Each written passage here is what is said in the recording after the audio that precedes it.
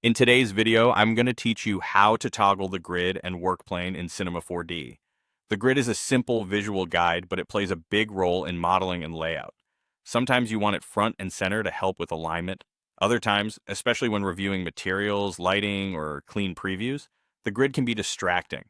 I'll show you two fast, reliable ways to control it and explain what each method actually changes so you always know what to expect. First, let's look at the most direct way, the viewport's filter menu. In any viewport, open the filter menu and find the option labeled Grid. Unchecking Grid hides the grid lines in that viewport. Checking it again brings them back.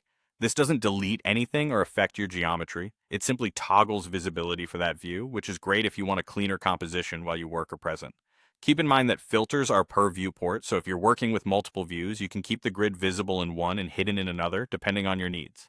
Now, the second method is a keyboard shortcut that manages the workplane grid. Press Shift plus X.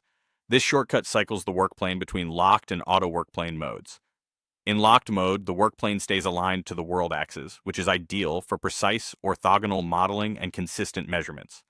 In auto workplane mode, Cinema 4D intelligently aligns the workplane to the context you're working in, such as the orientation of selected components or the surface under your cursor.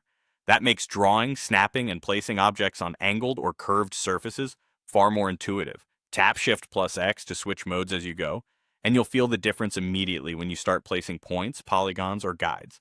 Here's a helpful tip. The filter menu controls whether the grid is visible at all, while Shift plus X controls how the work plane behaves. If you press Shift plus X and don't see a grid change, check that the grid option in the filter menu is enabled for that viewport. Think of it like this. The filter shows or hides the grid. The shortcut decides how that grid behaves relative to your scene. And that's all you need. Use the filter menu to show or hide the grid on demand, and Shift plus X to switch between a steady, world-aligned workplane and a smart adaptive one. With these two tools, you'll keep your view clean when you need it and your modeling workflow fast and accurate when it counts.